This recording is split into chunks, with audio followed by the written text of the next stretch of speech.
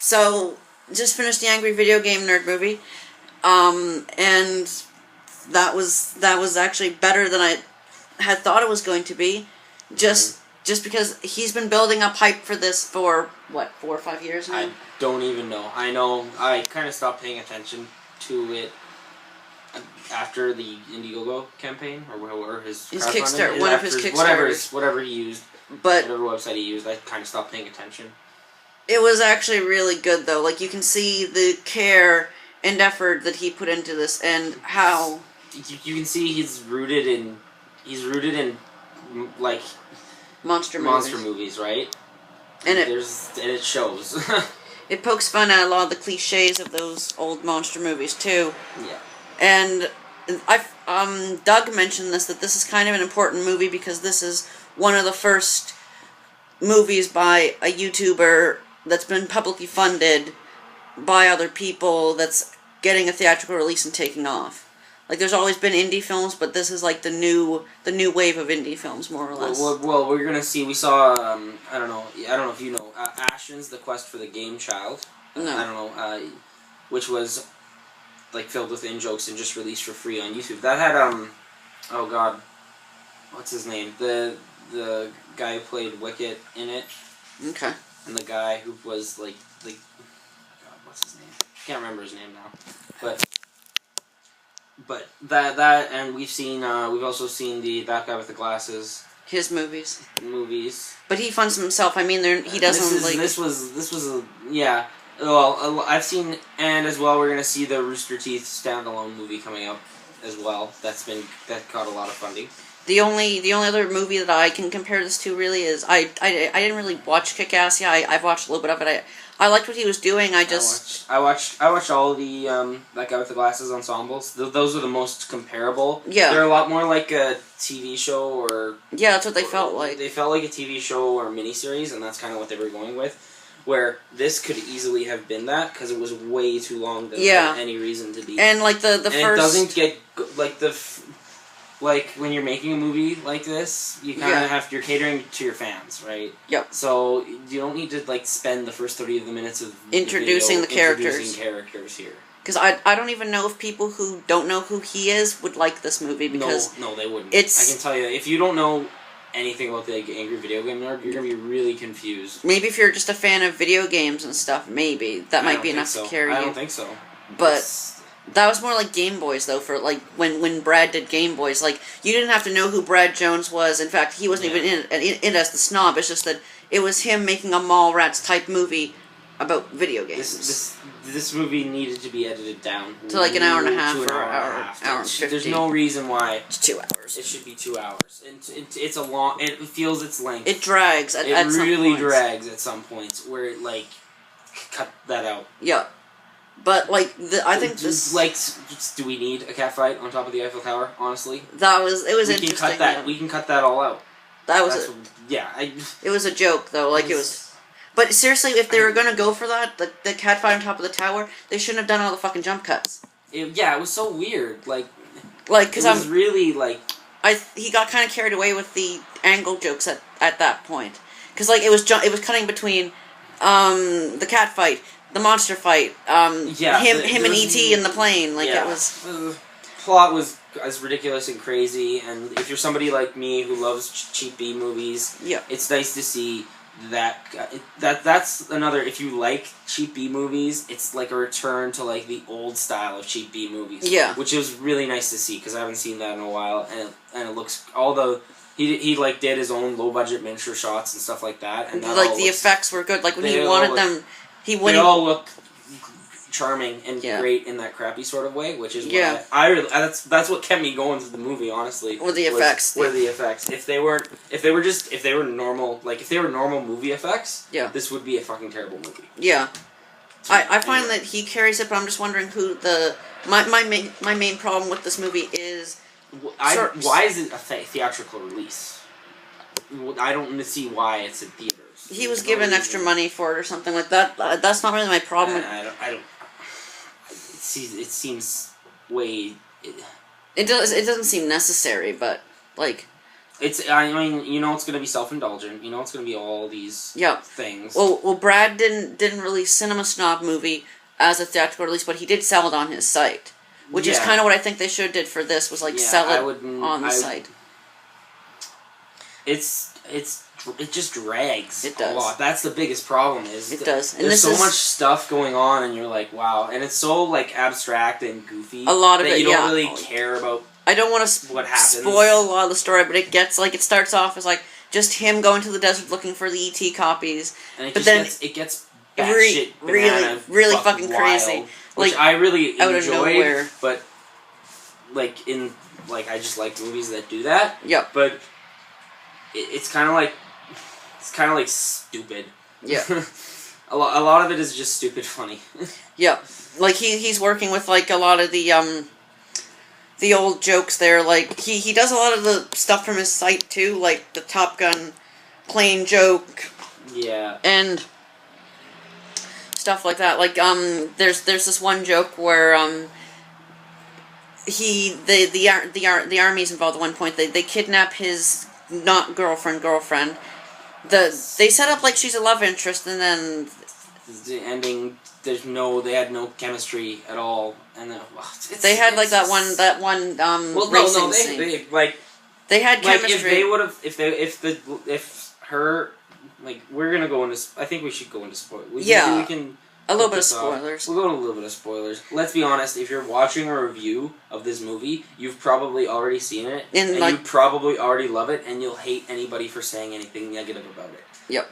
It needed to be edited down to an hour and a half. Yeah. And that's the bottom line, and that's the beginning of end of it for me. All this I like bad movies. Yeah. All the stupid plot points I'll take all the stupid plot points you can throw at me, but what I can't do is sit down and watch it for 2 hours. There was a lot of extra stuff there that I don't know. Maybe if they had shot it and broken up like Hooker with Heart of Gold, where it was 5 hours, but it was broken up into 5 different parts, each an hour long. If this was say they did that in the That Guy with the Glasses style, where it was they put out because they put out 20-minute segments. They put out 2 hours. 20-minute segments each time, or however long they are. Yep. I think I would have liked it a little bit better that way. It's just if you don't want to take the hatchet to it, which honestly it needs to take the hatchet to it, and To Boldly Flee needed a major hatcheting down to a feature length as well. Just To Boldly Flee was 2-3 hours almost. To Boldly Flee it was goofy and silly, but oh my god, there's a couple just terrible sections in To Boldly Flee. Isn't that the Star Trek one? Yes, it's the one. They decided to shoot indoors, which because they got screwed over with the other one, whatever. Suburban Nights. Suburban Nights, I didn't find personally that funny. Wasn't they were just actually trying to tell the story, and whereas in Kick-Assia they were just trying to make some funny jokes. Yep. Like that ladder scene in Kick-Assia is one of the funniest fucking things I've ever seen in my life. But I didn't mind this. I didn't mind this movie. I didn't mind. It looked nice. The look of the film. Yeah, I don't know. Great. I don't know if I'm ever gonna watch this movie again, but I can pretty much guarantee I won't unless I hear really good things about a commentary track. That gets put out. I'd say final thoughts recommendation on my end is that if you're a fan of it, check it out. You've already watched it if you're a fan of it, though. Yeah. You've already ordered the DVD. You supported the Kickstarter. If you have a passing interest in the Angry Video Game Nerd and you want to put something in the background to passively watch, maybe. You'd probably enjoy it. My closing thoughts are, that's a tad bit too long. And, I don't know, just a few plot points, why wasn't his sidekick in real life actually in the film as a character? Why did he add in this Chris Tucker black sidekick? I don't even know who the fuck that guy is. I thought he was a teenager the entire movie. And then okay, full spoilers. He kisses the girl at the end. Yeah, he hooks up with her at the end. Did they have any scenes together? They didn't. The whole movie. Scenes, the entire movie. The whole movie was don't trust her. She's a double agent. And no, the Cooper and Cooper. The girl who's I don't fucking remember. I don't know. Nerd girl. Fake nerd girl. They didn't have one scene together. Like one-on-one. One-on-one scene. No chemistry. No, none at all. The nerd and the girl had a pretty entertaining chemistry scene. Nice scene. Almost like sex scene. They were playing the fake sex scene. They were playing that racing game. They were making noise like harder, faster, harder. Yeah, and it seemed like, and the entire time the nerd's like, oh, bros before hoes, man, bros before hoes, and then and then like you can see like it's a nice little bit of acting from James, honestly, in that section where you can kind of see his face soften up, like, holy shit, maybe I'm wrong. Yeah. I can't find love. No. And that's... Yeah. Yeah. I think his wife made a cameo at one point, I do believe. I'm not sure if she plays the nerd girl or if she was the one on the couch. But as far as the community goes, Mike and the other guy, the guy who wrote the song, Mattel there, Kyle. Justin. Yeah, they both made a cameo appearance. Doug made a cameo appearance at the very end. I predicted that. Yeah, well, I kind of figured he would too, but I was like... Because, James was involved in that guy with the glasses quite a few times. A few times, yeah. But I thought that... Because I watched Doug's review, I just quickly skimmed through it, and I thought he would have mentioned something, because the guy who was in one of Brad's friends who's in Sharknado too, he keeps on mentioning, oh yeah, I just had a small little cameo appearance in Sharknado, this is my chance to be in movies sort of thing. So I kind of thought that Doug would mention, oh yeah, if you see my cameo, just I have a cameo. The cameos were moving fast and furious, and there's a lot of reviewer cameos. Half the people were. I really wish that Brad would have made a cameo appearance just because in Game like Boys. Brad, that's why. I like Brad. I do like Brad Jones in his videos, but he mentions E.T. in Game Boys. He's like, oh, it's not that bad of a game. You just have to figure out the pits and how they work, and it's that's basically what James said at the end. He did He did a review at the end. Not just the nerd review though. It's not a rehash of his original review. It's kind of a new one, and I don't remember him mentioning how complex the E.T. game actually is for its time. It's not the worst game ever. It's just basically it's like most of the games back then where we don't need to get it. But I don't think. Bottom line, if you're an angry video game nerd fan, you watched it, you love it, you say, oh my gosh, this is the greatest movie I've ever seen in my life. Yeah. The one thing that I kind of expected out of it, and it delivered, was those old-style B-movie effects from the 50s and 60s. And if you really like those kinds of movies, I'd say, the miniature cities. The miniature cities, you have a guy in a big rubber suit smashing buildings. Yep. And I was like, that's amazing. That was really good. And if you felt Godzilla didn't give enough monster action, then this might suit you better. Yeah. If it's worth, I don't know if it's worth, I would say it's worth a rental if you can find it available. Can you rent it? Well, you can probably rent it online. Video on demand. Yeah. I'm assuming I'm assuming it'll eventually end up on Netflix, probably. Probably. After its first DVD run, it'll probably end up on Netflix.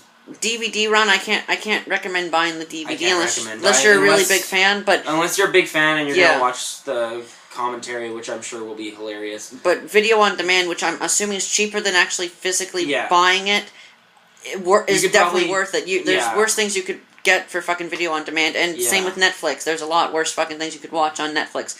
Looking at you, Mummy Maniac. Looking at you. Netflix is a shit stain. Netflix has so many shit stains on it. Yeah, that it's bad. But there's a lot. No, there's lots of bad movies on Netflix, and there are lots of good bad movies on Netflix that you can watch. And this is one of those good bad movies. It's not even that. I feel he made it like that on purpose. So a lot of the shit that I noticed I had a problem with was I felt like he made it that way because it's poking at the cliches. With the fact that there's a cat fight, or with the fact that there's a army general who's God damn it, and always getting hurt. I feel like it was part of the cliches, and maybe that's why he had a black sidekick.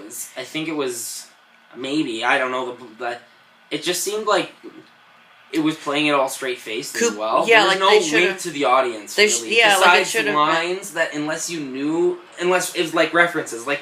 Somebody gets an arm blown off and they reference Monty Python. If you don't know who Monty Python is, you don't recognize that as a wink to the audience. That could have been another high point for this movie, is they could have played it more insane. They could have been more I wanted it goes insane.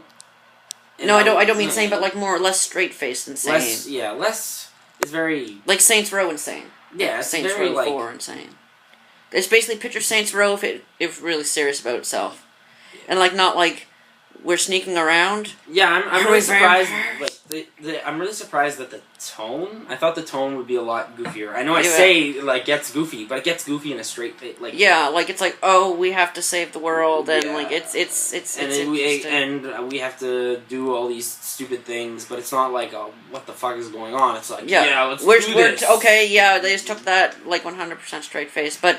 I will try to upload this video. I've been having really bad internet problems. I'm behind 2 videos, but hopefully that'll be fixed. So see you guys next time.